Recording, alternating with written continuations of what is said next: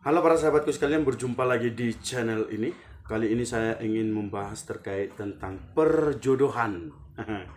Ya, ini sebuah tema yang cukup menarik untuk dibahas. Saya melihat atau bahkan mungkin dulu pernah ikut terjatuh pada persoalan yang sama. Bahwa kalau tidak punya pacar itu, ya, kalau tidak punya pacar itu rasanya seperti ada yang kurang. Dan hal ini bisa memengaruhi semangat, baik itu belajar maupun bekerja. Setiap hari pikiran ini bisa bertanya-tanya, di manakah jodohku? Kapan jodohku datang? Ya, bahkan ketika teleponan dengan orang tua bisa saja bertanya, kapan menikah? Sudah ada calon mantuku atau belum? Dan ini pertanyaan seperti ini bisa membuat para jombloan jomblowati ini bisa mumet, bisa pusing 7 kali keliling, berminggu-minggu bahkan berbulan-bulan. Ya kan?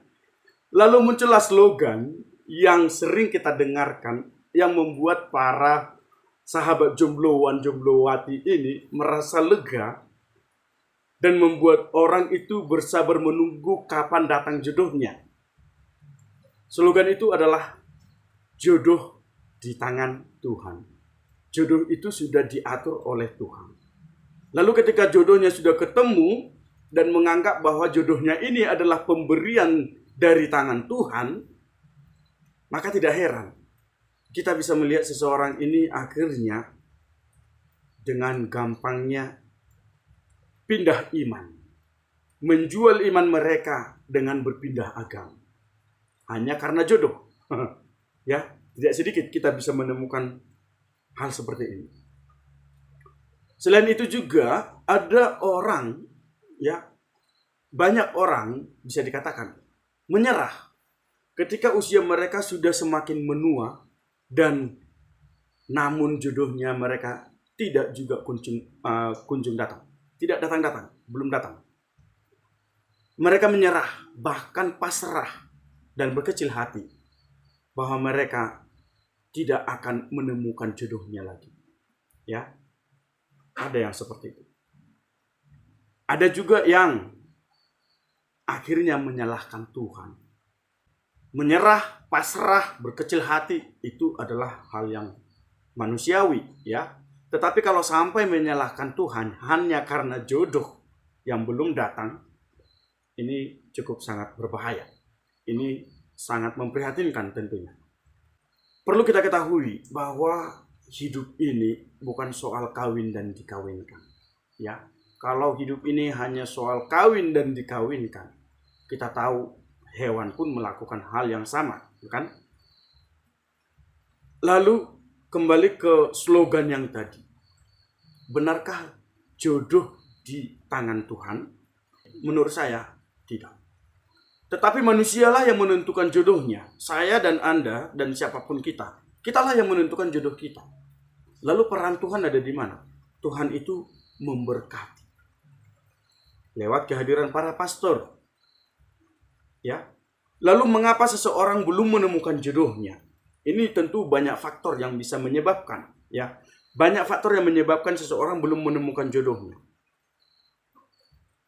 Mengapa bisa terjadi demikian? Tentu ada banyak faktor sekali lagi. Tetapi menurut saya yang paling mendasar, kita terlalu menutup hati. Tidak jarang lewat cerita sederhana kita bisa mendengar seseorang mengatakan demikian. Dia bukan tipeku. Atau aku bukan levelnya. Atau mungkin juga pernah kita dengar, aku mau yang seperti ini. Aku mau yang seperti itu. Dan lain sebagainya. Kita membuat suatu kriteria yang akhirnya menutupi hati kita. Menutup hati dengan adanya kriteria. Di mana yang akhirnya kriteria itu tidak pernah terpenuhi. Tidak pernah tercapai. Apakah salah dengan kriteria? Tidak ada yang salah dengan kriteria. Kriteria memang perlu ada juga di dalam diri kita. Karena kenapa? Karena kita ingin mencari sosok yang ideal, yang sempurna menurut kita, meskipun kita harus tahu bahwa tidak ada manusia yang sempurna, ya. Tidak ada manusia yang sempurna. Namun satu hal yang kita lupakan, bahwa karena dengan kriteria itu kita lupa bahwa manusia itu adalah baik adanya. Tuhan menciptakan manusia itu baik adanya. Tuhan tidak pernah menciptakan sesuatu dalam diri manusia itu jelek. Nah, saya jadi teringat dengan pengalaman 3 tahun lalu sebelum menikah. Saat ini sudah menikah. Ini pengalaman. Saya pernah berjumpa dengan seseorang dan dia menolak saya. Menolak saya hanya karena apa? Hanya karena hitam. Hanya karena pendek dan berambut keriting. Lalu kemudian ada yang menolak saya hanya karena suku Batak Toba. Ada yang menolak saya hanya karena saya berasal dari keluarga yang sederhana. Nah, terlepas dari pengalaman itu, satu hal yang mendasar yang ingin saya sampaikan kepada kita semua, bahwa slogan jodoh di tangan Tuhan bisa membuat seseorang itu menjadi buta akan Tuhan. Mengapa tidak?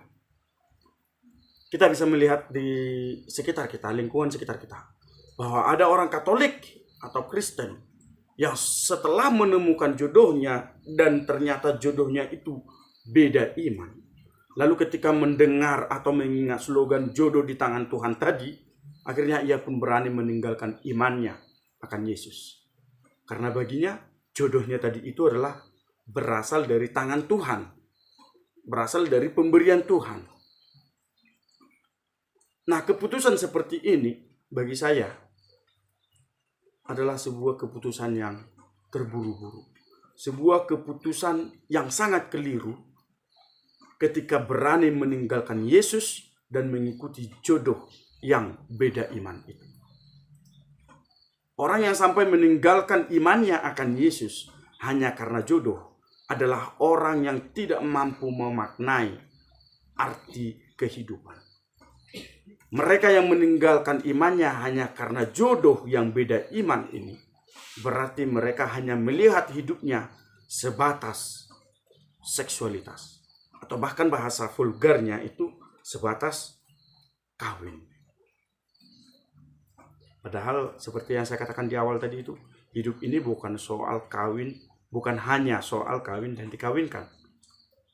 Makna dan tujuan hidup kita manusia ini tidak melulu kawin dan dikawinkan. Ada tujuan yang lebih mulia.